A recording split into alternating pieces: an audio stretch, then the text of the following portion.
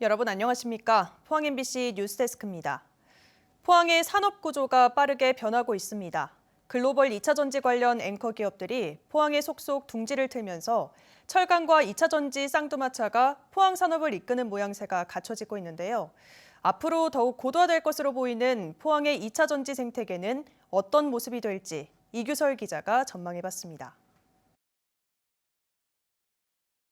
당초 포항 영일만 산업단지는 울산 현대중공업의 포항 이전을 염두에 두고 개발된 곳입니다. 그래서 현대힘스와 강림중공업 등 조선 관련 협력업체가 먼저 자리를 잡았습니다. 하지만 5년 전 에코프로가 이곳에 공장을 짓기 시작하면서 상황이 급변했습니다. 자고 나면 공장이 생긴다는 말이 나올 만큼 2차 전지 관련 공장이 속속 들어서더니 지금은 원재료 생산부터 배터리 재활용까지 2차 전지 순환 생태계가 포항에 만들어지고 있습니다. 니켈, 리튬, 전구체, 또 이제 리사이클링까지 포함한 일련의 업스트림 생태계 이런 것들을 모두 포항에서 지금 생산 설비를 구축하고 있고요. 전구체 분야 세계 1위 업체인 중국 CNGR도 포항 영일만 산단에 1조 원을 투자해 양극재 원료生产 공장을 짓기로 했습니다. 400多亩 CNGR 未来在浦项的这个投资规模1兆韩元。 투자가 몰리고 있는 가장 큰 이유는 2차 전지의 폭발적인 성장 가능성 때문입니다. 2022년 전 세계 출고 차량 가운데 전기차 점유율은 약 10% 정도인데 2030년이 되면 보수적인 컨설팅 업체는 42%, 적극적인 업체는 57%까지 점유율이 상승할 것으로 내다보고 있습니다. 전망대로라면 2030년엔 연간 3,800기가와트-아워의 어마어마한 자동차 배터리가 필요할 것으로 예상됩니다. 보통 저희가 해외 공장 하나 지을 때 40기가와트-아워 공장을 얘기하는데 보통 투자비가 약 5조, 인원이 한 2,000명이 들어가는데 이러한 공장이 앞으로 75개가 지어져야 됩니다. 국내 업체의 배터리 제조 기술이 세계 최고 수준에 올라 있는 것도 포항 투자를 선호하는 이유입니다. 저희가 니켈 비중이 높은 80% 이상인 하이니켈 분야에서는 우리가 벌써 5, 6년 정도 개발을 해왔기 때문에 세계 선두 주자예요. 포항은 배터리 리사이클링 규제 자유 특구 및 2차 전지 자원순환 클러스터로 지정되어 있어 인허가가 유리한 데다 항만을 끼고 있어 수출입에 장점이 있습니다. 하지만 급속한 산업화는 부작용을 동반합니다.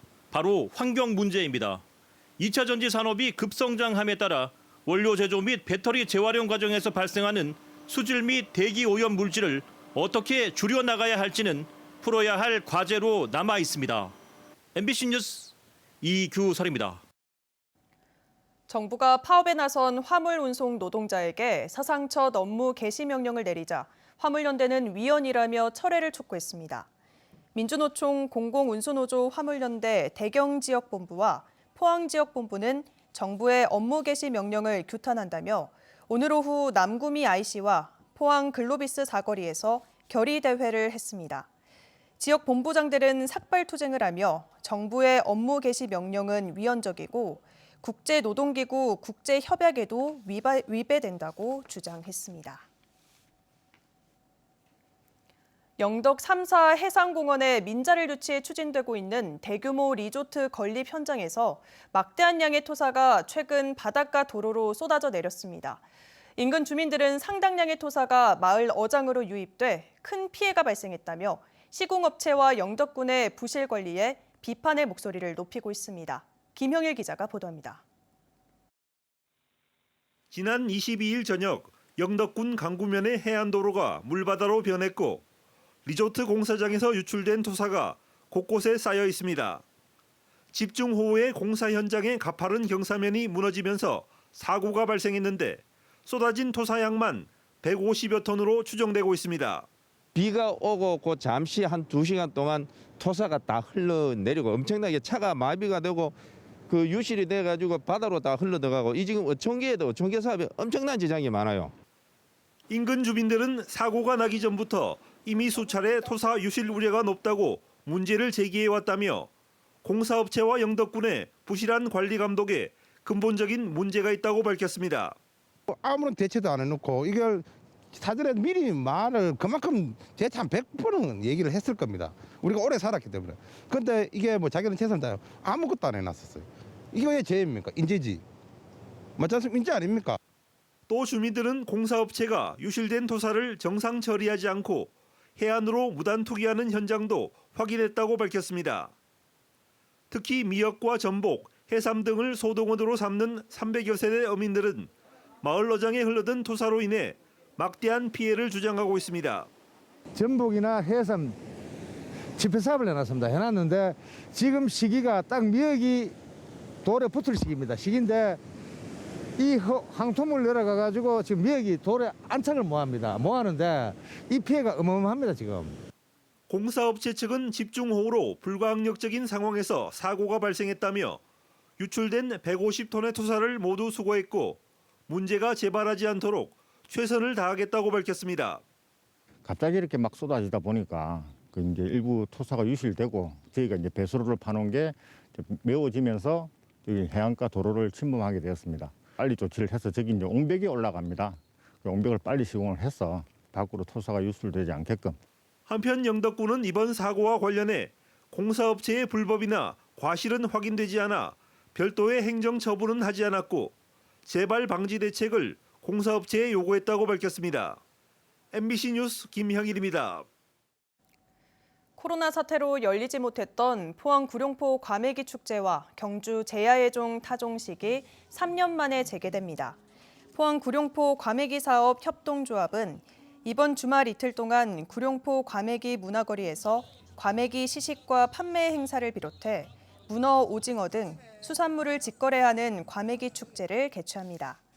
경주문화재단도 12월 31일 밤 11시 신라대종 일대에서 전북 익산시와 이원 중계로 제야의종 타종 행사를 개최하며 합동 공연에 참여할 시민 대합창단 500명을 다음 달 5일부터 14일까지 온라인으로 모집합니다. SNS로 친해진 뒤 돈을 요구하는 사기 수법인 로맨스 스캠이 여전히 기승입니다. 시리아 파병군인 유엔본부 의사, 심지어 우주인을 사칭해 우리 돈 6억여 원을 뜯어낸 해외 조직의 이집트인 인출책들이 경찰에 붙잡혔습니다. 김서연 기자의 보도입니다. 해외 사기 조직은 국내 최대 SNS인 카카오톡과 인터넷 번역기를 통해 내국인에게 접근했습니다.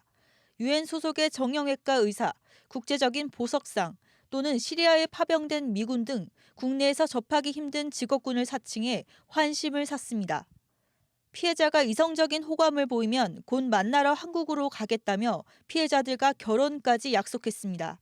하지만 한국으로 오겠다는 다짐은 차일피일 미뤄졌고 대신 이런저런 이유로 송금을 요구했습니다. 전쟁터라 은행 이용이 어려워 은퇴 자금을 택배로 받아야 하는데 선불로 3천만 원이 필요하다. 미 항공우주국 나사의 우주정거장인데 지구로 귀환하기 위한 여권 갱신비를 보태달라. 심지어 산소를 살 돈을 붙여달라며 무려 3억 원을 챙기기도 했습니다.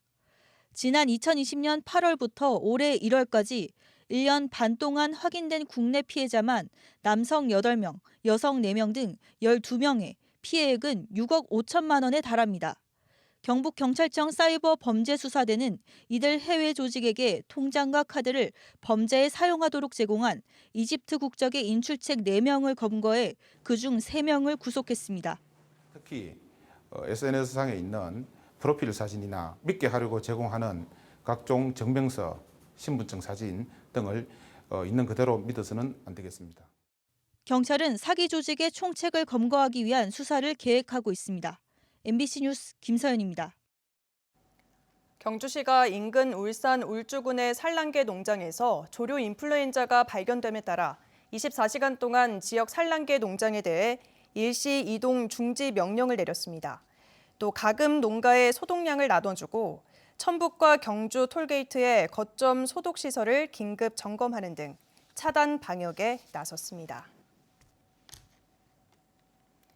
고병원성 조류 인플루엔자 중앙사고수습본부는 다음 달 전국 가금 농장 등을 대상으로 일제 검사와 소독을 실시합니다. 중수부는 지자체의 소독 시행 여부를 점검하고 위반 사항이 있는 경우 즉시 과태료 부과나 고발할 계획이라고 밝혔습니다. 지난달 이후 가금 농가에서 확인된 고병원성 AI는 총 23건이고 야생 조류에서는 10월 이후 총 54건의 확진 사례가 보고되는 등 지난해 같은 기간보다 감염 사례가 3.6배 증가하고 있습니다. 경북 동해안 전역에 한파특보가 발효됐습니다. 밤사이 기온이 크게 떨어지며 내일 아침은 영하권 강추위가 찾아오겠습니다. 특히 내일 출근길은 오늘 내린 비가 얇은 빙판으로 얼어붙을 수 있어 조심하셔야겠습니다. 조주경 기상캐스터입니다. 추위 대비 서두르셔야겠습니다. 비구름이 지나고 찬 공기가 강하게 밀려들고 있는데요. 내일은 겨울옷뿐만 아니라 목도리에 장갑까지 챙겨도 어색하지 않겠습니다. 경북 동해안 전 지역에는 한파경보가, 울릉도 독도에는 한파주의보가 내려졌고요. 오늘 밤에는 포항과 경주에 강풍주의보까지 내려지겠습니다. 내일 아침 경주의 기온은 영하 4도까지 뚝 떨어지면서 오늘보다 20도 가까이 내려가겠습니다. 한낮에도 영상 2도 선에 머물겠습니다. 이어서 자세한 내일 기온 보겠습니다. 내일 아침은 오늘보다 16도에서 20도 가까이 떨어지겠습니다. 영하 4도에서 영하 2도로 시작하겠고요. 한낮에는 2도에서 4도까지 오르면서 낮 기온도 오늘보다 12도에서 14도가량 낮겠습니다. 울릉도와 독도의 아침 기온은 울릉도 1도, 독도 6도로 시작해서 한낮에는 3도에서 6도 선까지 오르겠습니다. 동해 전해상에는 풍랑특보가 발효 중입니다. 바다의 물결은 전해상에서 최고 5m까지 거세게 일겠습니다. 당분간 아침에는 영하권 추위가, 한낮에도 5도 안팎으로 종일 춥겠습니다. 날씨였습니다.